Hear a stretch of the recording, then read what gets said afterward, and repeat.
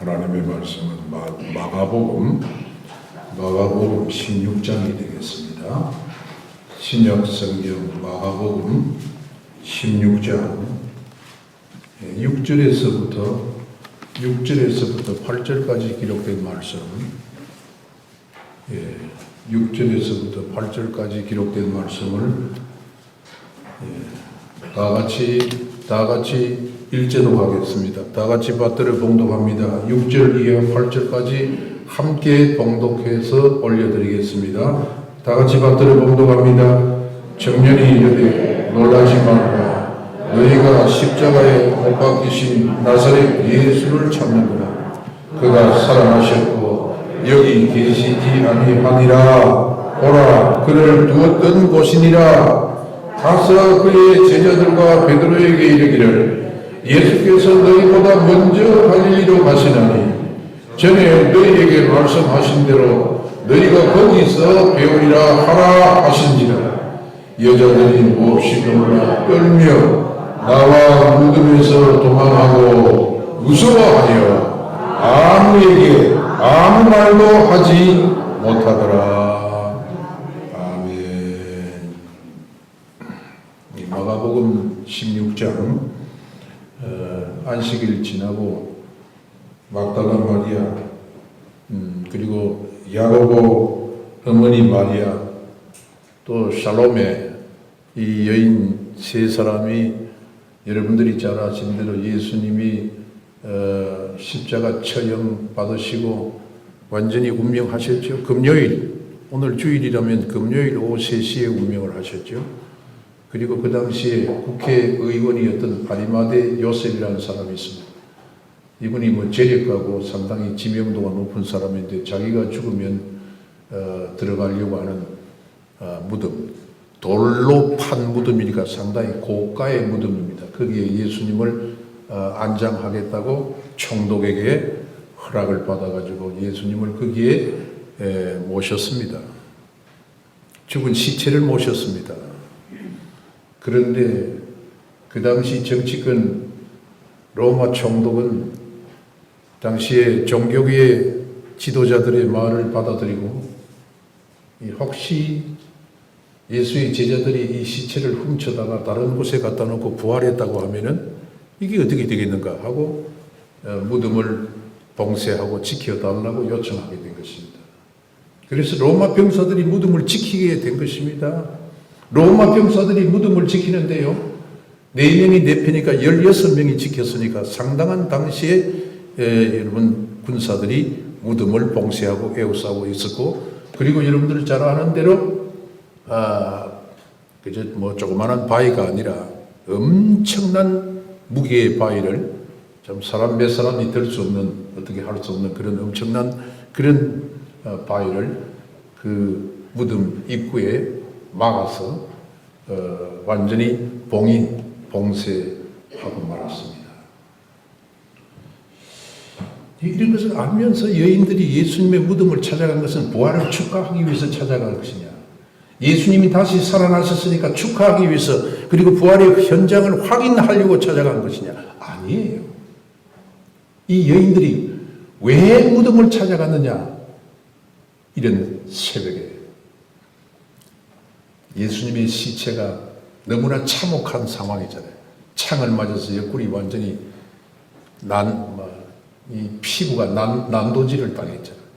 온몸에 상처투성입니다. 그러니 이 시체가 빨리 썩는다는 걸 감지하고 이들이 향품을 가지고 예수님 시체 썩지 않게 하려고 향품을 준비해서 간 것입니다. 근데 가보니까 아주 천지개벽할 일이 생겼습니다. 로마 병사들은 온데간데 없고, 무덤에 돌은 굴러서 나가 떨어져 있고, 무덤은 완전히 개방되어 있고, 예수님의 시체는 볼 수 없었습니다. 얼마나 깜짝 놀랐겠습니까? 그런데 한 젊은 청년 천사가 그들에게 어나운스먼트를 하는 겁니다. 메시지를 전하는 것입니다. 예수가, 너희가 찾는 나사렛 예수가 여기 있지 않다. 살아났다. 너희들보다도 먼저 그분은 갈릴리로 가 계신다. 너희의 수장인 베드로와 그 제자들에게 이 사실을 빨리 알려주어라. 얼마나 놀랬던지요. 오늘 우리 본문에 보니까 8절 말씀입니다. 몹시 놀라 떨며 무덤에서 도망쳐서 무서워하면서 이 마지막 절 아무에게 아무 말도 하지 못하더라. 이건 부활을 축하한 거 아닙니다. 부활을 인정한 거 아닙니다. 예? 공포 속에서 떨었다는 것입니다. 떨었다는 것입니다. 여러분 벌벌 떨면서 무서워했습니다. 너무 무섭고 두렵고 믿기 어렵고 여러분 죽은 자가 다시 살아났다는 말을 듣고 그들은 혼비백산했습니다. 여러분 부활이라고 하는 것은 사람의 상상을 초월하는 일인 것입니다. 그래서 예수님께서 오늘 본문 9절 말씀에 보면 당신의 모습을 직접 제자들에게 보여주신 것입니다. 그리고 막달라 마리아에게 나타나서 이 막달라 마리아 7 귀신 들렸던 여자인데 이 예수님이 귀신을 쫓아내고 정신을 온전케 해준 이 마리아, 주님의 사랑을 많이 입고 주님의 자비와 긍휼을 많이 입었던 마리아, 주님이 그에게 먼저 찾아가서 인사를 하면서 우리 본문이 아니고 요한복음에 보면 마리아야 평안하냐? 마리아야 평안하냐? 샬롬 러하 그렇게 예수님이 인사를 건넵니다. 그런데 인사를 하는 예수님을 보고도 마리아는 예수님을 진작 알아보지 못했습니다. 그러니까 여러 번 예수님께서 마리아에게 말씀을 건넵니다. 그제야 마리아는 예수인 줄 알아차렸습니다. 오늘 보면 10절에 보면 막달라 마리아가 제자에게 달려가고 있습니다. 여러분 그 시간에 제자들이 뭘 하고 있었습니까? 슬퍼하면서 울고 있었습니다. 금요일 돌아가셨습니다. 토요일 지나고 주일 아침이 되었습니다. 우리로 말하면 3일장이 사흘이 지났습니다. 그때까지 제자들이 뭘 했습니까?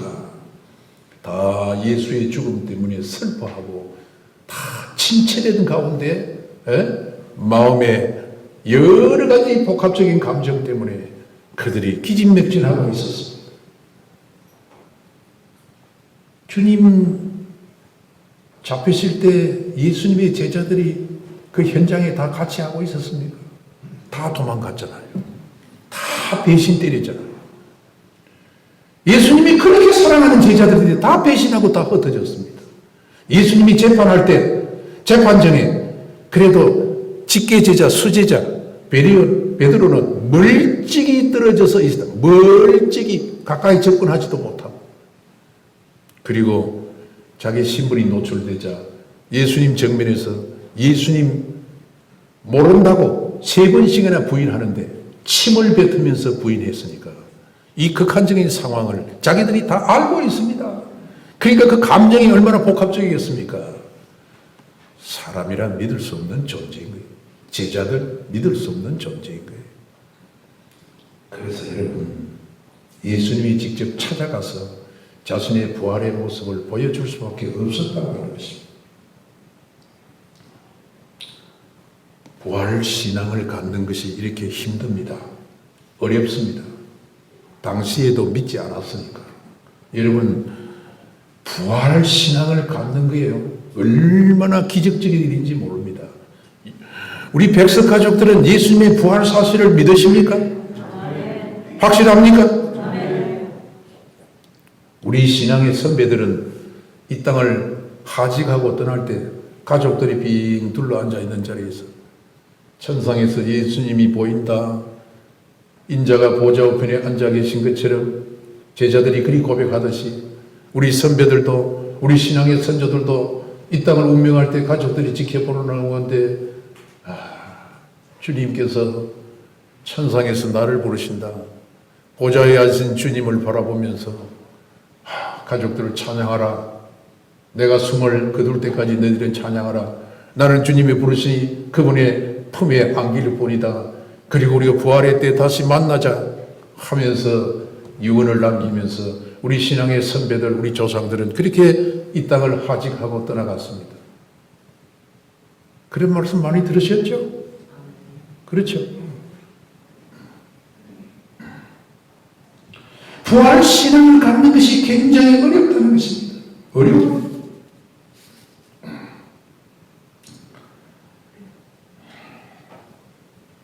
어떤 사람들에게는 부활신앙이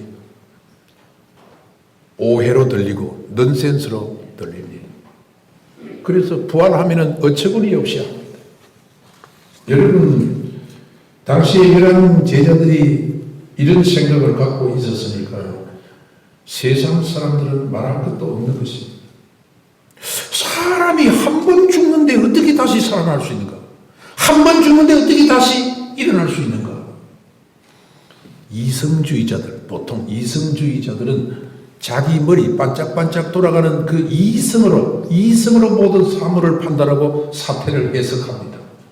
합리주의자들은 그냥 믿을 수가 없다는 사람들입니다. 합리주의자들은 뭔가 논리가 맞아야 되고 사실이 일치되어야 된다고 받아들이는 사람들이 합리주의예요. 그래서 설명을 할 때 합리적으로 설명을 하라. 그것은 말은 뭐냐면 너희들이 진술하는 것이 논리적으로 내가 납득이 가능하도록 그렇게 나를 깨우쳐 주라는 것입니다. 그래서 합리주의자들은 상당히 여러분들 증거 그리고 사실 그리고 논리 이런 것들을 굉장히 강조합니다. 우리 인간의 이성을 가지고 성경을 들여다보면 우리 성경에 굉장히 황당한 사건들이 많이 나옵니다. 여러분, 예수님이 태어나신 것을 축하하는 것을 우리 성탄절이라고 합니다. 예수님이 동정녀 마리아 수처녀죠. 동정녀 수처녀, 남자를 알지 못하는 처녀니까 수처녀가 임신을 했습니다. 잉태를 했습니다. 우리 성경은 뭐라고 했습니까? 성령의 능력으로 잉태하셨다고 했습니다. 믿습니까? 이거 참 믿는 게요. 이게 대단한 일입니다. 이게 보통 일이 아닙니다. 보통 임신하면은요, 남자와 정자의 만남을 통해서 임신이 된다. 그렇게 생각하는데, 아니, 남자를 알지 못하는 그 수처녀가 어떻게 인카네이션, 그야말로 이런 성육신 임신을 할 수 있고 성육신 사건의 주인공이 될 수 있는가? 성령으로 잉태했다. 성령의 능력으로 잉태했다. 참으로 이해할 수 없고 이성적으로 합리적으로 그리고 논리적으로 설명해도 이것은 불가능한 것입니다. 이거 믿을 수가 없는 것입니다.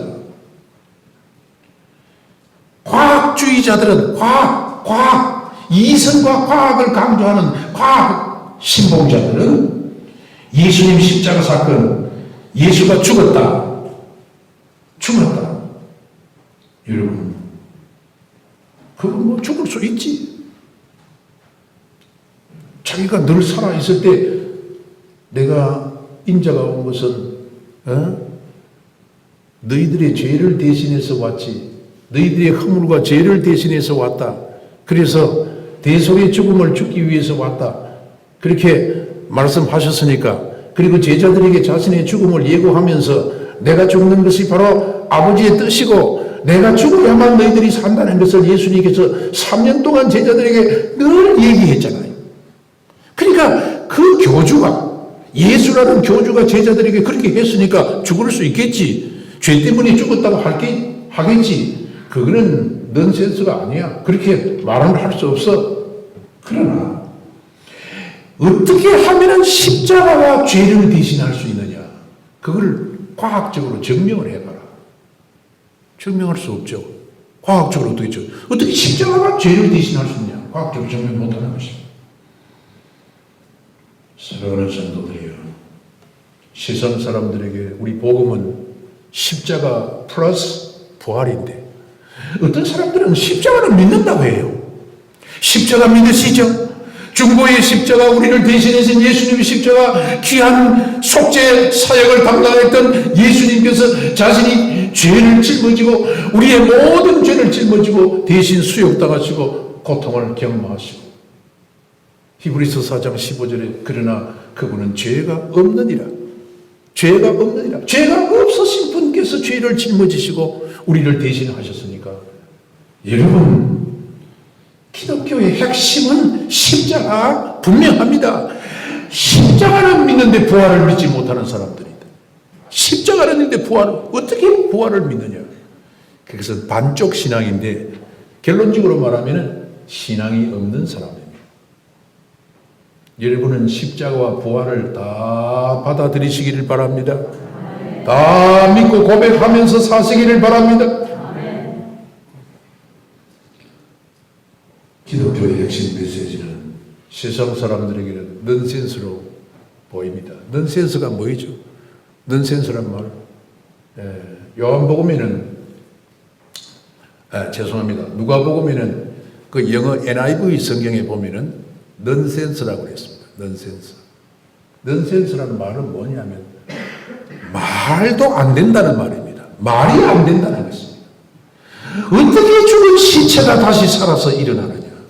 완전히 죽었는데 창에 맞고 칼에 맞고 머리에 양발에 못이 심장이 그냥 관통해가지고 이 심장의 흉부에 있는 모든 피와 물이 다 쏟아져 완전히 죽은 시체인데 어떻게 다시 살았단 말이까? 죽은 채 도케티즘 따지면 가연설을 주장해서는 예수님이 죽은 것이 아니고 도케티즘이다. 도케티즘이냐면 죽은 채 했다. 죽은 채. 그 죽은 것이 아니다는 것입니다. 쇼를 했다. 십자가에.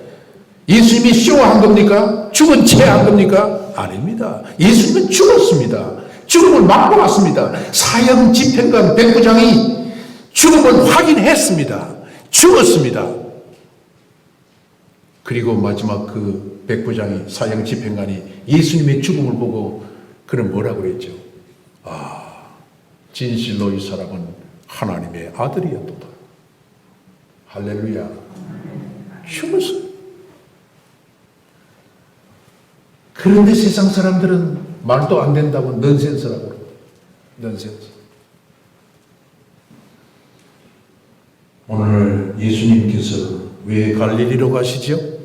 오늘 본문에 이 세 여인에게 너희보다도 먼저 갈릴리로 그분이 가신다. 그래서 제자들에게 예수님 만나려고 하면 갈릴리에 가면 된다. 그렇게 얘기하라고 그랬잖아요. 그랬죠? 왜 예수님이 갈릴리로 갑니까? 제자들 만나려고 가시는 것입니다. 제자들이 실기, 기운을 잃고 힘을 잃어버리고 사명도 저버리고 이제 예수님 죽었으니까 우리는 다 고향으로 돌아가서 본업으로 복귀하자. 그 본업이 뭐이죠? 고기 잡는 거. 예수님은 다 알고 계셔요. 그래서 갈릴리로 미리 가겠다는 거 아니에요. 갈릴리로 찾아가겠다는 거 아니에요. 왜 갈릴리로 찾아갔습니까? 예수님이. 다른 게 아닙니다. 그들에게 부활 신앙을 심어주기 위해서 믿게 하시려고. 믿게 하시려고. 믿음이 있어야 사명을 감당할 수 있음을 꼭 마음에 새기시기를 바랍니다. 요한복음에 보면 11명 제자들이 다 주님을 만납니다. 부활하신 주님을 만납니다. 다 주님을 보고 엎드려 절을 하고 경배했다고 했습니다. 그런데 그 가운데 단 한 사람이 의심을 했습니다. 그분이 누구죠? 도마입니다. 도마는 믿음이 가장 없는 제자였습니다. 여러분, 주님은 그 도마에게 찾아오셔서 손목을 내밀어 주십니다. 도마야, 네 손을 가지고 내 옆구리를 만져보아라. 옆구리에 창 맞은 자국이 있습니다. 갈비뼈가 부서졌습니다. 옆구리에 손을 넣어. 도마가 거기 옆구리에 손을 넣습니다. 만져보면 도마가 믿음을 고백합니다. 부활의 주님, 당신은 나의 주님이십니다. 당신은 그리스도이십니다. 살아계신 하나님이십니다. 하고 그제야 고백합니다. 여러분, 믿음 갖기가 이렇게 어렵다는 거예요. 믿음 갖기가 그렇게 어려워. 인간적으로 힘든 일이 너무나 많은데 믿으려고 애를 쓴다고 해서 믿어지는 게 아니에요. 에? 이 세상에서 뭐 애쓴다고 되는 일이 그리 많습니까? 예? 애쓴다고. 우리가 신앙생활을 애를 썼다고 믿으려고 정말 진실된 신앙 고백 속에서 우리가 진실된 신앙 고백 가운데 주님을 바라보면서 살려고 몸부림치는데 그게 잘 안 된다. 잘 안 된다. 자기 마음은 원하지만은 겉으로 나타내는 양태는 다르다. 사랑하는 성도들이여,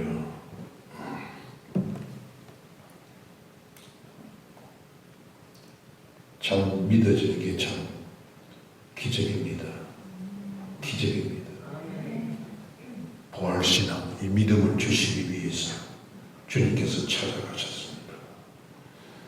여러분, 오늘 마음속에 믿음이 생기면은 그거 기적인 줄 알고 은혜인 줄로 감사하시기를 바랍니다. 부활신앙 가진 사람은 주님 다시 오심도 믿게 됩니다. 부활신앙을 가지고 있는데 주님 다시 오심을 믿지 못할 사람이 있겠습니까? 주여, 어서 오시옵소서. 이 세상 너무 험하네요. 이 세상 너무 부조리하네요.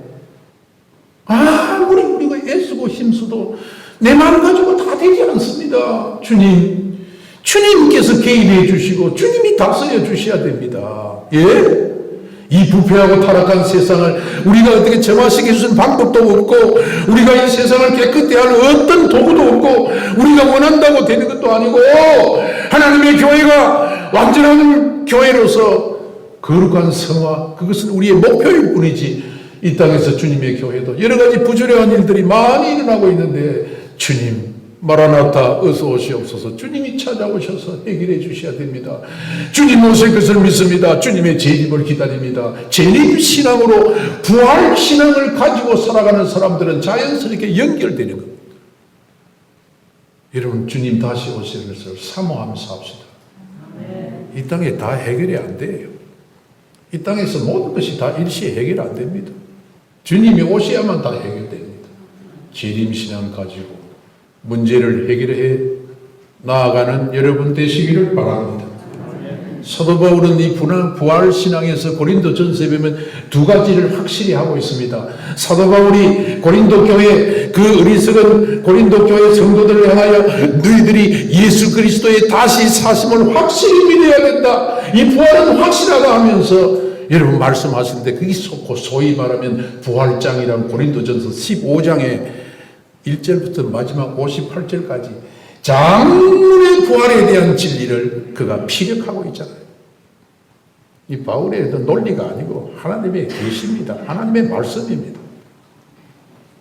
그는 두 가지를 얘기하는데, 첫째 대주제가 뭐냐면 고린도 교회에 밝힌 메시지 중에서 죽은 자의 부활이 없다면, 따라합시다. 죽은 자의 부활이 없다면, 죽은 자의 부활이 없다면 그리스도의 부활이 없다. 논리적으로 좀 이상한 생각이 안 듭니까? 저도 목사입니다만 성경을 늘 가까이 하고 보고, 처음에 이거 고린도전서 15장을 읽을 때 죽은 자의 부활이 없다면 그리스도도 부활이 없는 것이요. 좀 이해가 안 가요. 저는 이해가 안 가요. 왜냐하면 그리스도의 부활이 첫 열매니까.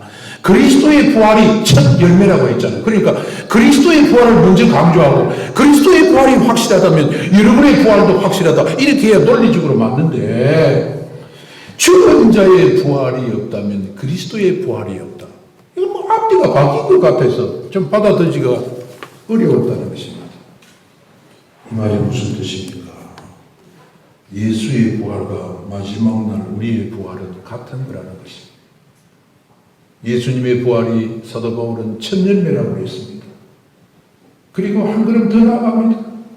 그리스도의 부활이 없다면 우리의 믿음도 헛것이고 이 땅에서 아무 소망 없는 자가 될 것이다. 다시 말하자면 교회는 전 세계 공교회, 주님을 따르는 부활의 주님을 찬양하고 부활을 기리고 부활을 마음에 새기고 다시 사신 주님, 살아계신 주님께서 내 가운데 계시고 나 가운데 지금도 오늘도 통찰하시고 주님께서 내게 메시지를 주시고 주님의 영으로 나를 보살피시고 나를 지켜주시고 살아계신 주님이 나와 함께 하신다. 살아계신 주 감사합니다. 이 부활신앙을 가지고 있는 사람들에게는 여러분, 죽은 자의 부활이 없다면 여러분의 부활이 확실하다는 것을 강조하는 것입니다. 여러분 부활이 확실합니다. 여러분 부활은 틀림없습니다. 먼저 강조하는 것입니다. 주님을 따르는 오늘 모든 세계교회 팔로워들은 이걸 꼭 새기고 살아야 됩니다. 주님, 나를 마지막 날에 부활의 그 자리에 호출시켜 주시고 나를 사망의 죽음에서 나를 일으켜 세워주신다고 약속하신 것, 주님 감사합니다. 나는 부활의 그날에 주빈으로 주님을 모실 것입니다. 주님은 나와 하나입니다. 주님과 함께 당신의 거룩한 생명의 그 잔치에, 그 귀한 생명수 잔치에, 그 우리 어린 양 혼인 잔치에 나를 주님과 함께 주빈으로 이렇게 세워주실 것 믿습니다. 우리 신앙 좋은 사람들은 다 이 부활 신앙을 가지고 살았어요. 우리 신앙의 선배들은 죽어도 다 부활할 것을 내다보고 살았어요. 그리고 사도 바울이 고린도전서에 말한 두 번째 진리가 뭐냐면, 죽은 사람이 부활한다면 어떤 모습이 되느냐. 죽은 사람의 모습, 다시 말해주면 간단하게 말하면 부활체.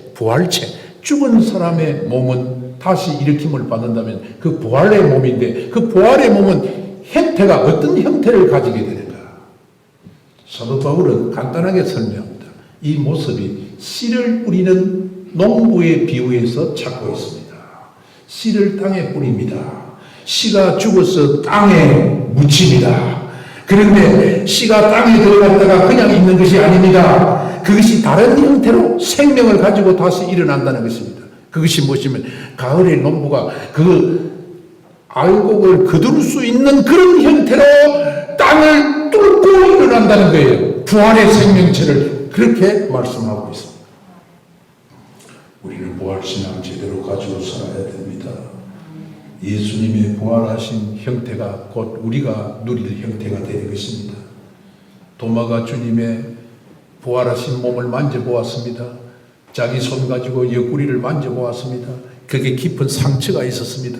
창을 맞았으니까 창자국 얼마나 그 움푹 패였겠습니까? 갈비대를 뚫고 나가서 그 심장까지 완전히 창이 떨어져 갔으니까 얼마나 몸이 완전히 파괴됐습니까? 세포가 완전히 흩어졌겠습니까?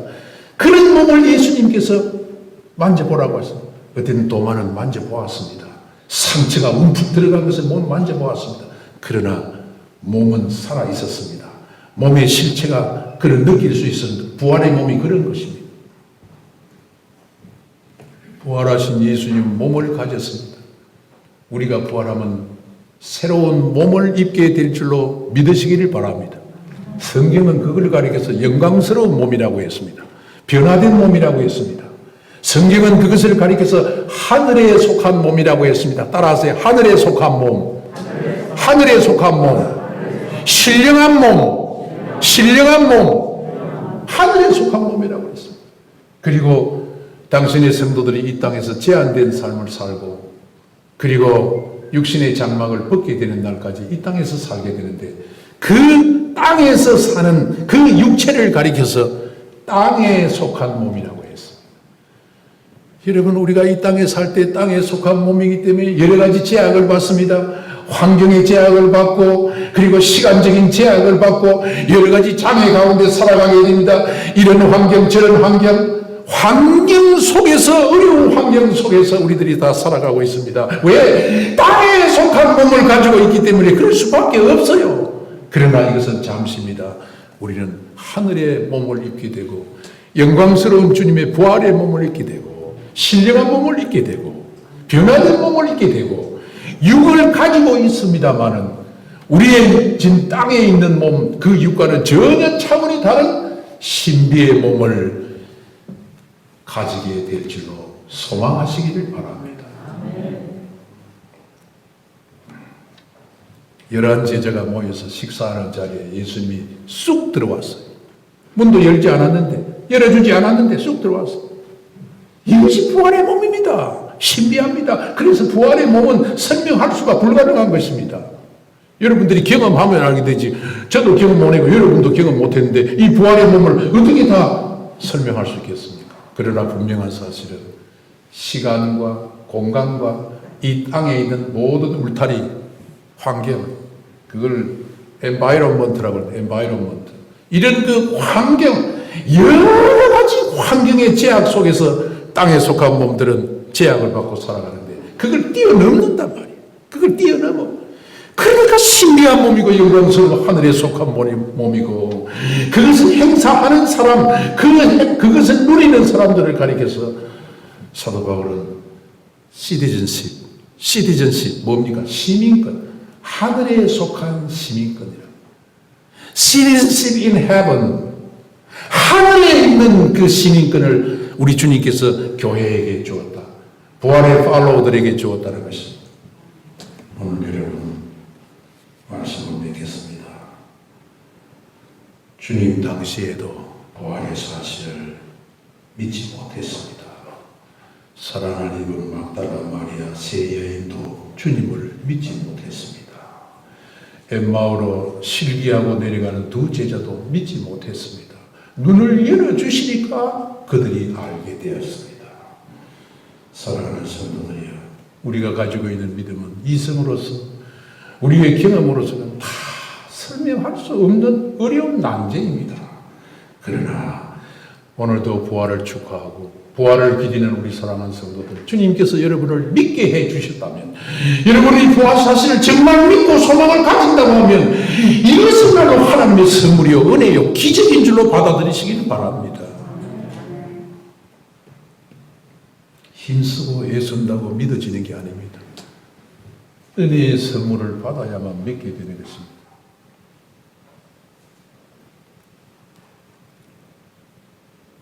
축경적인 사건을 하나 하고 말씀을 맺겠습니다.